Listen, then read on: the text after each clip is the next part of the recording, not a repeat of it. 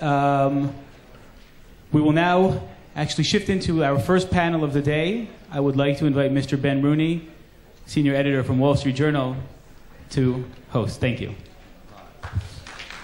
I'm over here. I didn't know about that Wall Street Journal poll, so it's not like a big setup, I promise you. That was very good news indeed. Right, well, after that very interesting presentation, I'm very proud to present a panel that's made up almost entirely of men. So that's going to be, well, we'll see what happens after that. So I would like to call up my panel. I've made so many notes I can't find who they. Right. So we would like to call down Ligong Chen from China. Thank you very much. Right. Nuray, if you'd like to join us. Zohar Sosenko from Tel Aviv, John Rossant from Paris, and David Salomon. If you'd like to just make your way down. And while they're assembling themselves, John, if you just sit on this one here, let Ligong get on there. Yeah, that would be fantastic. Thank you. We do get to play, yes. I love the beach setting. It's very appropriate. Very briefly, I'm just going to introduce myself, and then we'll crack into the panel. As Ian said, my name is Ben Rooney. I'm the technology editor of the Wall Street Journal Europe. You may be wondering what the Wall Street Journal Europe is doing here. We take a Eurovision Song Contest view of Europe, which means one day I plan to get to Azerbaijan as well. But if you cover technology, if you cover technology, it is impossible not to include Tel Aviv in your beat. The panel today, we've got a fantastic brief on overcoming barriers to innovation. And what I want to do is spend a very little bit of time discussing what those problems are. And then I want to spend most of our time trying to find solutions to those problems. Most things, it's always the other way around. You spend 80% of your time talking about the problems and only 20% talking about the solutions. So, very briefly, we have one microphone, so we're going to have to play pass around with it. If you can just introduce yourselves and just say who you are, I think would be very helpful. So if we start, ladies first, of course. Thank you. First of all, thank you for inviting me. I'm very happy to be here. First time here in Israel, in Tel Aviv. Can you hear me? Okay. Yeah. Again, thank you for inviting me. I'm Nuray Gokalp. I'm working for the city of Amsterdam. I'm an open innovation advisor there. Hello, likewise. Very grateful to be invited. Delighted to be here. Tel Aviv is a city that I've known since I was about 2 years old, but never had the chance to actually live in. And the transformation of this city is amazing. My background is in humanitarian diplomacy, national governments, and for the last 2 years I've been based in Brazil, working with the complexity of an relatively anonymous city and how that city finds its place in the 21st century. David Salomon. My name is John Rossant. I'm the head of the New Cities Foundation, which is a relatively new nonprofit foundation. We're based in Geneva, but we operate all around the world. Thank you, Ron. And I also want to congratulate you, Mr. Mayor, and your team for putting on this terrific event. We bring together private sector, public sector, research institutions, municipalities around the world to help solve the problems of cities in the 21st century. Hi, my name is Zohar Sosenko. I'm from Tel Aviv Municipality, head of the new media unit in the spokesperson office. What we try to do is kind of understand how to use the new public sphere which developed in Facebook and on Twitter, internet forums, and how can we use the knowledge on the internet of the citizens to make the city hall better. My name is Chen Ligong. I come from Beijing, China. I work in the Beijing Municipal Science Technology Commission.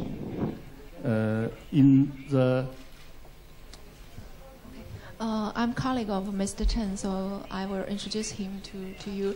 And he is working in the Beijing Commission of Science and Technology. That is, government is responsible for the science and technology innovation of the city. Thank you. Excellent. Thank you very much. Fantastic panel. Truly global. I think the first thing I would like to do is I would like to ask the panel, since our topic is overcoming barriers to innovation, what they think the biggest barrier to innovation is. I think if we start with you, what do you think is the biggest barrier to innovation?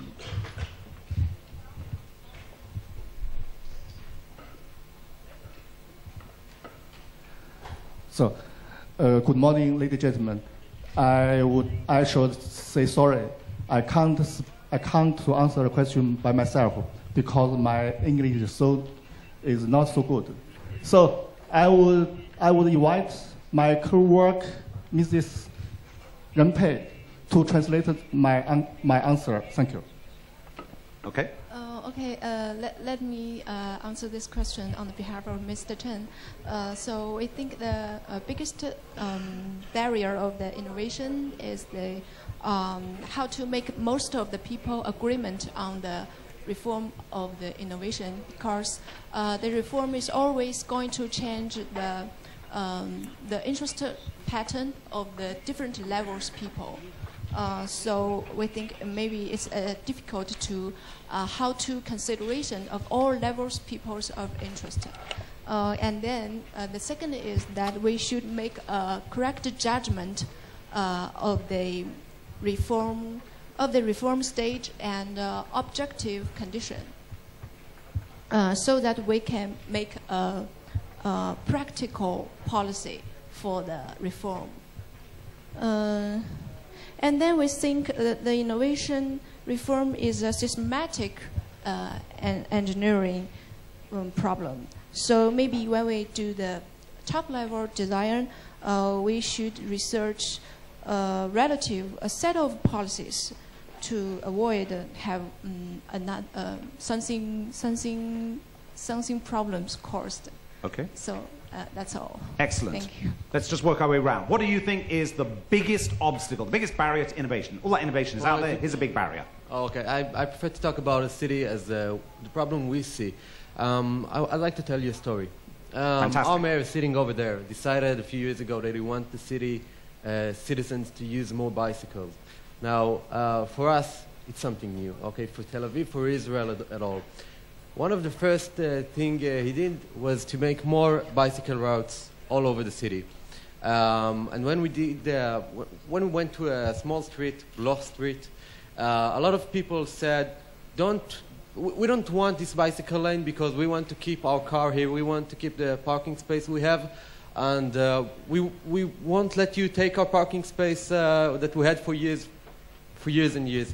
So to do so, we had to make them understand why we need to crack this barrier, why we need to make new bicycle lanes, to dispose cars from the city centers.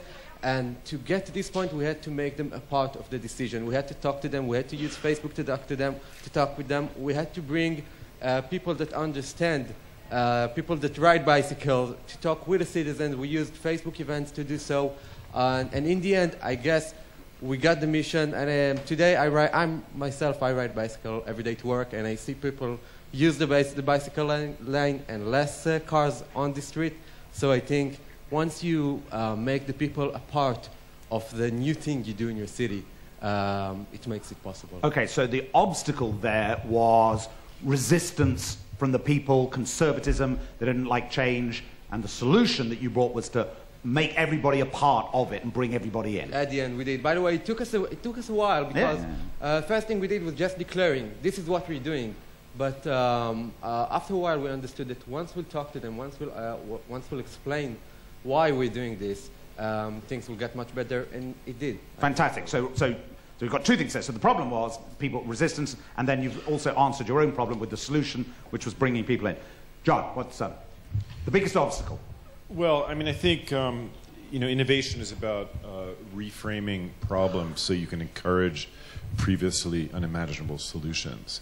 And I think one of the barriers to innovating is a kind of very siloed approach.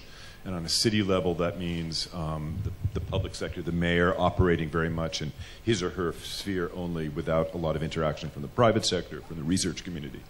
So I think we're seeing that breaking down and in a very positive way. And we see that here in Tel Aviv and in a lot of the great innovative cities where you have a very fluid relationship between research community, city hall, the private sector. And, for example, and that's one of the things that our foundation likes to promote. For example, San Jose, capital of Silicon Valley, the municipality came to us and said, can you help us work on a problem of commuting? There are a lot of commuters, and commuting is a very important problem for all cities, in developed countries, in developing countries. And so we brought together big groups like Ericsson from Sweden, Waze, which is an Israeli startup, the municipality. I'll just jump in. What was the problem with the commuters? Was it like there was too many of them? Was it they were in the wrong place? I mean, it was the issue is how to kind of make commuting more efficient, how to reduce it, how to bring very advanced social networks into play in order to create communities of commuters to kind of make it a better experience, but also you can cut down CO2 emissions, things like that. Right. And it's been a great project. We're still working on it. And what was the solution? How did you do it? Well, I mean, we're working with massive amounts of big data, so it's it allows you to look at how can you optimize flows, how can you create sub-communities of commuters, and we're still working on the results. Okay, so you had this problem there, and so the solution that you used there was a technological solution, bringing in big data to provide a really solid analytical base. Yes, I would say so. That's okay, fantastic. David. Thank you. I would echo verbatim what John has said, so I won't repeat it. But it's exactly the synergy between the different groups in a society. And I would therefore, because John's just said what he said, I'd build on that. The work that I'm experiencing over the last 2 years in Brazil is one of very entrenched views of one's own role. So the business community, the media, the interface between the citizens and their government, and of course the government, federal government, state government, city government. Deeply entrenched views, which in the case of Brazil, in some cases goes back to the 19th century, never mind the 20th. And in some cases even before that. Most people, whoever I speak to, regarding any urban innovation project we're working on, tell me your biggest problem, David, is the fact that 1/3 of the world's gold came from this part of Brazil in the 18th century. Therefore, we do not trust anyone. We don't even trust our own mothers and our brothers. There's a feeling of suspicion and paranoia. So therefore, anyone coming in with innovation, the first question we ask is, what the hell are you doing here? What is your interest? Why are you coming? What are you trying to get out of it? First of all, breaking down those barriers of how a government feels its role is and what its responsibilities are is key. But it's not only the government, it's every other sector of society. So once Tel Avivians feel that this is completely their city and that Ron Khuldai is the man to facilitate you to get on with your innovation, creative cities, as he put up there on the slide, then you are empowered to get out there and do stuff. It's not just about waiting for your municipality to clear up the garbage and for them to organize the innovation. It's your city. In the same way, if it were your family, if it were your kibbutz, moshav, company, and that transformative aspect on how we regard our own role, for me, is where the explosion is yet to come. We're seeing it in certain cities. In Detroit, people taking it upon themselves to regenerate urban agriculture, to feed themselves. But this, I think, is going to be a very exciting area. And anyone who's involved in the synergy between the different stakeholders is playing with the most exciting, creative, innovative, social fabric. It's going to change. It already is, but it's going to change big time. Okay, so just summarize on that one then. So it seems what you're saying is that one of the obstacles to innovation has been existing power structures, be they government or be they other bodies, and the solution to that is a bit like picking up on your social the social networking, which is just empower the citizens to do it despite the government or despite those power holders not you know, through them or because of them. So get them out there and motivate them. Absolutely, very zen. Do not look at your government as an obstacle, opposition, barrier. Look at working with all the governances, governance of the private sector, the third sector, governance of the non-governmental organizations, those who seem to be traditionally always in opposition, but create spaces and processes that allow the synergy to emerge. This is very complex stuff. It's very new. We've lived in cities and we have structures in our head about how they're meant to operate. Yeah, totally. We need to change our identity. So his identity as the mayor is now, he's becoming a facilitator. He's becoming the kind of Eytan Rechel, getting all these musicians on stage and let them do their thing. It's not just about me doing it. So create safe spaces that manage the complexity, that don't reduce it. That's very important. Don't try to simplify this because the richness is in the complexity. Fantastic. Excellent. Now, as the only person qualified to talk about any of this, because you're the only female on the panel and the rest of us are incompetent, Nuray, talk about setting you up. How do we solve our problems? Well, after hearing you guys, I'm... sorry? More women. More women, yes, for sure. Yeah, barriers for innovation. Barriers for innovation. What are the barriers? What are the problems that you've encountered? There are many in Amsterdam? barriers. There are many barriers. Although in Amsterdam we are involved in many innovative projects on EU level, national, Amsterdam district level. So we are doing our best. I think the barriers are actually funding, money. For innovation, you have to invest. And what we are facing in Amsterdam, in Holland, due to the economical crisis, is that there are a lot of budget costs. So that means that if there is an innovative project, usually people are like, let's just do the daily operation. No innovation for us. We're already busy with our 9-to-5 jobs. I don't know what you're talking about. It's too abstract. Right. It's new. So I think money is an enabler. Because you say, here you have money, so it means that the people get time to work on these innovative projects. So that's one. The second one is more of a translation from a global, national, to a local level.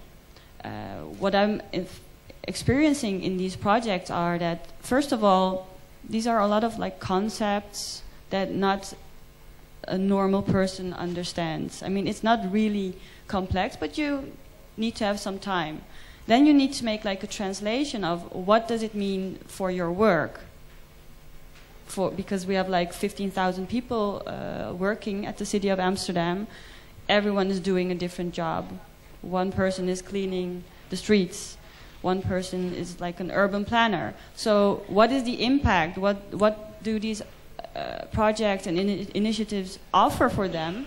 We need to help them. So that's a barrier and a solution right there. Okay, so that's the city workers themselves. Exactly. Right, okay. But I'm not finished. No. It's also what is needed, it sounds very simple, is a mind shift of management. Because what we see is not only, we have seen the big data visualized. We have a lot of old boys networks. But what you see in these grassroots initiatives is that a child of 12-year-old can start up its own company. And these young people don't have the experience and actually the burden of an organizational culture. So I think as one of the barriers in this whole field is also government. But not only government, also private companies. We have, IBM is sponsoring in this, but one of the big boys like IBM, Microsoft, these companies are here for a long time, and they have these organizational cultures. At one point they are doing innovation, but if you look inside, there is a culture that is also a barrier for innovation from within. So from my point of view, I'm working for the city of Amsterdam, for the government. So my job is to facilitate this inner change within the city. Okay. Yeah. Okay, so summarizing, and then I'm just going to go to the audience, see if they think we've got everything. So essentially the obstacles are Money was one, a lack of resource. Existing power structures, particularly it seems to me the government seems to be a problem, is conservatism or just resistance to change. People, you know, it's like, you know, I know how it all is, and it's like, oh, why change it at all? Okay, it doesn't work, but, you know, fine, we know what it is. And I think those were the main ones. So money, power structure, and conservatism. Does anyone think we've missed anything? Is there anything that any other obstacles that you've identified? Anyone here who's worked on change projects at a municipal or a governmental level? Things that we've missed. Gentlemen at the front. I don't think we just... I'm Oliver Rothschild from London. I believe that people are scared of innovation. So the general public is scared. Before Christopher Columbus, the world was square. What happened to the other side? So it's a question of engaging with people. I mean, not just about changing car parking situations. Engaging that this is not something to be scared about. And politically, we have a mayor here who is a unique type of person who will listen to the people and will translate what the people want, if it's workable, into reality, rather than being dictatorial about things. Okay. Any other change? Anyone else got anything? At the back. Yeah, just shout out. We haven't got time for my... What? Politics. Politics. Yeah, very good point. Any other obstacles? Yeah, gentleman at the back.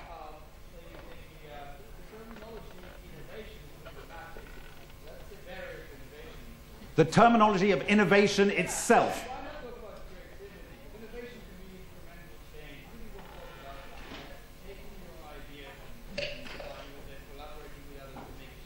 Brilliant. So creative. So we should be using the term creativity.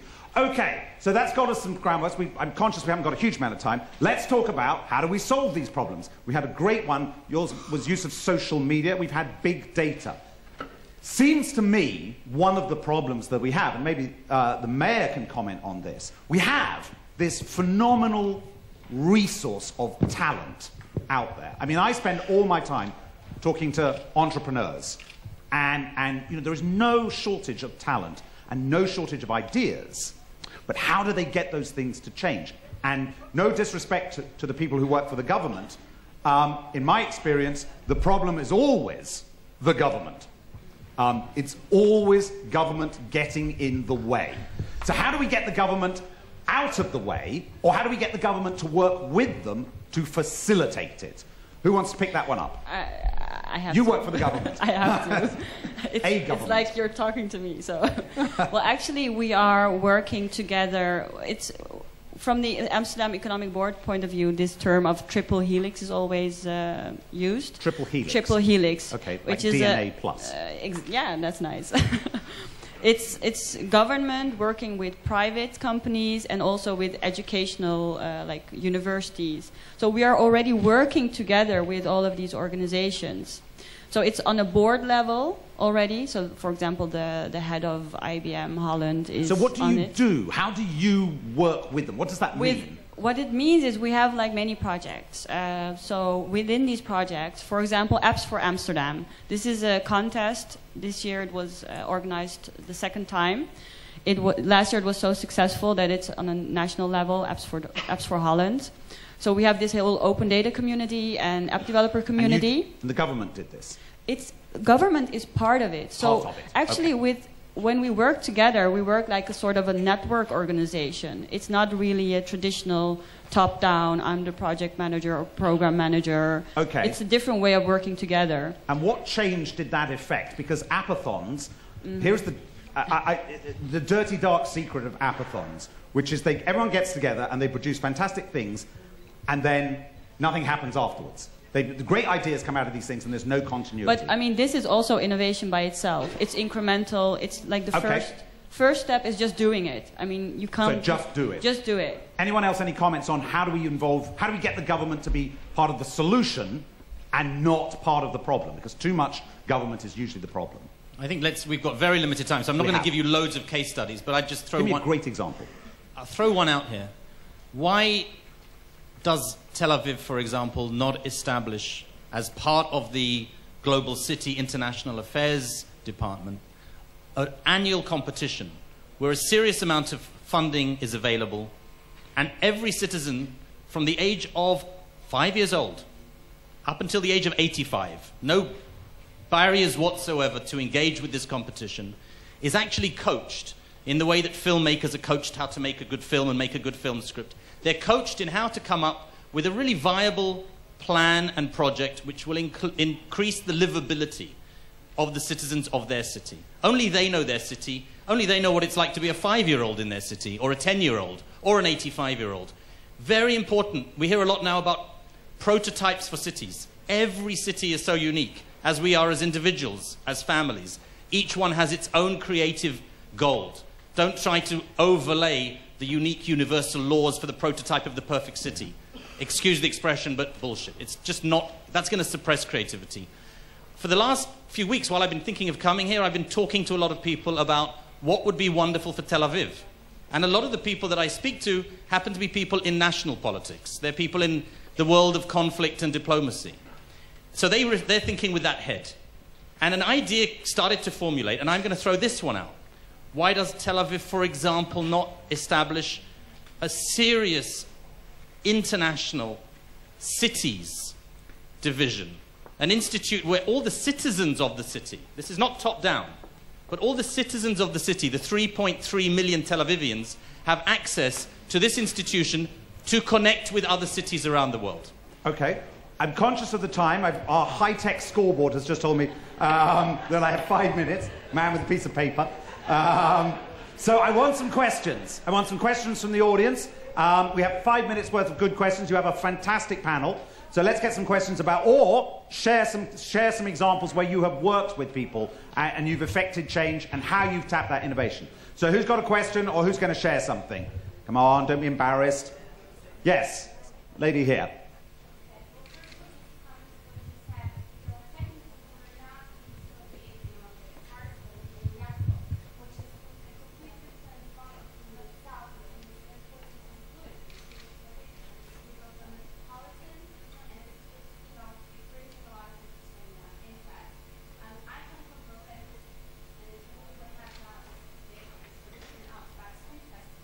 Yep.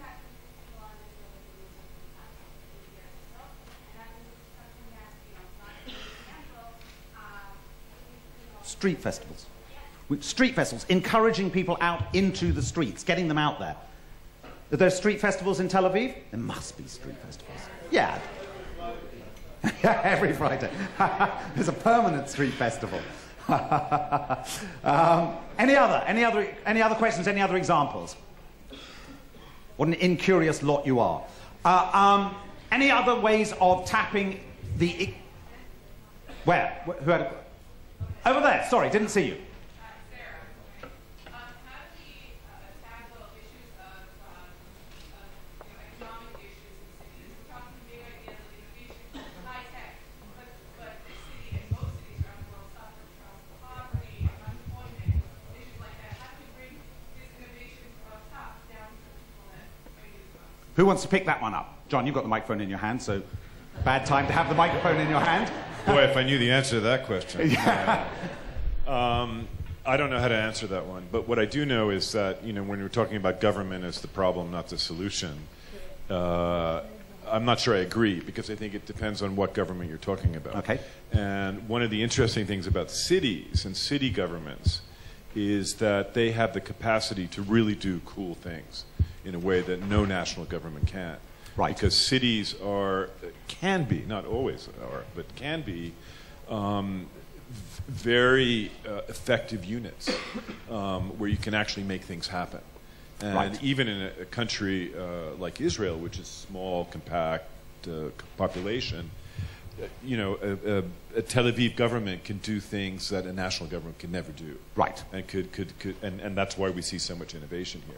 So I think that's going to be one of the interesting things to look at in the coming decades, is that sort of interplay between national government and national regulatory processes and what's happening in cities. So pushing power down, effectively, or bringing I don't power know if up. it's pushing it down, but I think we're seeing power actually devolve to cities. You like that? So, you know, a Belgium may be kind of disappearing almost as a national entity. But well, it had a good go at doing that anyway. So. But you know, city states. And I think we're seeing that clearly in Europe. City states, later from, but yeah, or the Germany before the unification of Germany, yes, 1871. Right. Go back to that. Yes, gentleman in the front. One more question, actually following up on yours, would be to what extent that interests me to economic factors, especially concerning, we have these social protests here, cheap housing, etc. I mean, you have two examples. I'm also from Berlin. I live here. I moved here in the year 6.5 years. So the example of Berlin being a creative space mainly because it's cheap. I know a lot of artists who actually work in London and Paris. They commute because it's much cheaper to be Berlin. But then you also have Silicon Valley, which is very expensive. So what is your experience in Tel Aviv is relatively expensive? So what's your experience this economic factor, low living costs, office spaces playing for you? Okay, so cheap rent as a way of providing an environment for innovation. Who wants to pick that up? Yep. I'm doubting. There are a lot of offices now due to the economical crisis that are empty. So we are experimenting with creative ways of sort of like pop-up offices, sharing offices that a lot of these entrepreneurs or small startups, they need office space, but so you don't have the traditional model of renting like the whole space, but you say like I'm just part of the space. Right.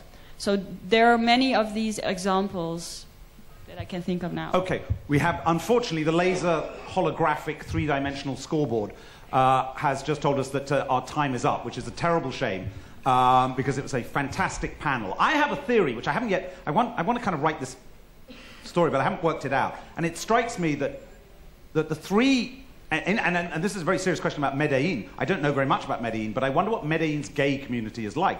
Because if you look at the most innovative cities in Europe, not only there is a very strong correlation between cities that have a very liberal attitude, and a very, you know, Berlin, London, Amsterdam, Stockholm, Tel Aviv was voted the gay capital of I think, of the world. So I'm interested. I haven't kind of made the connections on that. Anyway. Unfortunately, we've run out of time. An absolutely fantastic panel. Great way to start the day. Thank you very much indeed. That was fantastic. Always a welcome guest in the city. Dr. Salomon is here today to sign a treaty with the city of Tel Aviv on the exchange, the mutual exchange of practices and knowledge on green practices, green innovation. The city of Freiburg, we should say, is currently competing for the title the greenest city in Germany. This is a federal title that will be granted to one city in Germany, and you're currently one of the top three. You have been mayor for the past 10 years, and you're the first mayor of a green party in a large city in Germany ever. There are 220,000 people in the city of Freiburg, and you are the first mayor of a large city. And the question is here now that we're talking about innovation, I think kind of like to dive into this topic of green cities. Maybe 10, 15 years ago, green was the it word that mayors always mentioned. They want to be a green city, green city. Now everybody's talking about everybody wants to be innovative city. So are you, in that sense, passé? Is this a trend that has passed? Or do you feel that the green policies are innovative or are here to stay? Yes, it's mainstream now to be a green city, but we want to be always in front of the train. We want to make new things, but in a global measure, Freiburg is a village with 220,000 people. It's the half size of Tel Aviv. We are the number 34 by size in Germany, and but it started in the 70s in Freiburg, and this is the reason why we are more advanced than other cities. It started with the protest against the building of a nuclear power plant 25 kilometers away from Freiburg, and this was the initiation of the environmental movement in Germany, and it was a very interesting panel we heard. Because the question if it's the government or if it's other things that are the most obstacles, the greatest obstacles and barriers. It's ridiculous. When they ask me, a lot of people come to Freiburg all around from over the world to look what we're doing in sustainability and renewable energies and so on. And they ask me, what is the difference of being a mayor in Freiburg and of being a mayor in another big city in Germany? And I tell them that's the mentality of the people, because when you are a mayor in another city and you have plans for ambitious environmental goals, probably people say this guy is crazy. It's too expensive, and why environmental and do other things. And in Freiburg, it's in the other way.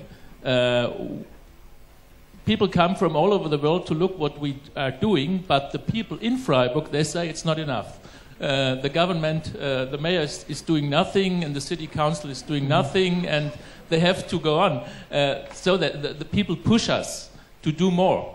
And then I answer, it's the better job when you are convinced that you have to change to change your city. It's better than people push you than they hinder you. Yeah? You mentioned the cost. At the end of the day, all the mayors ask themselves, does this cost me money to be greener, or do I save money being greener? And the sentiment, at least in Israel, is that this is something for maybe countries in Europe that don't have concerns, though today you have a lot of concerns. And are the people of Freiburg saying, or the people of Germany saying, okay, let's forget about this green stuff, we have an economy to save? It's both. It costs you money because you have to invest, and you save money in the long run. For example, we are the city in the last 25 years in the state of Baden-Württemberg, in the very southwest of Germany, with about 11 million people. We are the city in Baden-Württemberg that created the most jobs, and we are the city that is the only city that is really growing. Not only the city, but also the area, and that's because we are an attractive city. We have a wonderful landscape. It's not because of us, but but people come to Freiburg to have jobs and to live there, and so the ecology and the environment, and it's sexy to go to Freiburg because we are a sustainable city. It's our label now. And it's attractive, yeah. Tell us briefly, and then we'll take maybe a few questions from the audience. When you walk into the office of the mayor in Freiburg, how does that look different from any other office? How do you see the sustainability in everyday practice? My office was the office of the mayors for the last 100 years. So it's But you said something about the sugar yesterday when we discussed this, right? Yeah, but you don't give sugar in packages, right? Yes, we were talking about it's procurement. Yeah, we got the coffee and the tea you get and the sugar. It's with fair trade organizations and the procurement in everybody that the municipality needs. We buy with social and ecological standards, and it's sustainable. We want to be sustainable, and the city council decides that we have even to get more sustainable than we are. Mm-hmm. Any questions from the audience for the mayor of Freiburg, who might be elected the most green mayor in Germany very shortly? Could you tell us about the most visionary project you're now leading, or the things that people come to learn from you when they come to visit Freiburg? We created a new design of city. That means you have to change mentality, but in Freiburg it's easier, I told you. That means the issues of living and working, that has to come together. We call it a sustainable urban planning and urban design. When we created new districts in the last 20 years, we made public transport. We made a tram system. We are still building new tram lines, and so we stopped the rate of car traveling from going to point E to point B. We stopped it by 30% only of 100 ways going from A to B, and 70% it's run by trams and buses, especially bicycle. Freiburg is a bicycle city, and going by feet. 70% by environmental transport, and that's a good rate, and we want to increase it even. Mm. So tonight we'll be signing a treaty of agreement and understanding of mutual exchange, and we hope, I know you're very good with solar panels, so you give us the panels, we'll give you the sun, okay? And that's... What David Solomon says, I'm Salomon, he's Solomon. What he says was very interesting. Every city is unique. And you cannot copy one city from another city, but you can learn from each other, and you can look if it fits for your city. And that's the exchange of cities we have to make it better. So you have with you today a large delegation of Freiburg, and we've been having a lot of exchange with the municipality of Tel Aviv. So we want to thank you for the partnership, and we are very proud to cooperate with Tel Aviv, because Tel Aviv is a wonderful city. Thank you very much. Thank you. Thank you, Mayor. Thank you very much, Mayor Salomon. We will now break for coffee.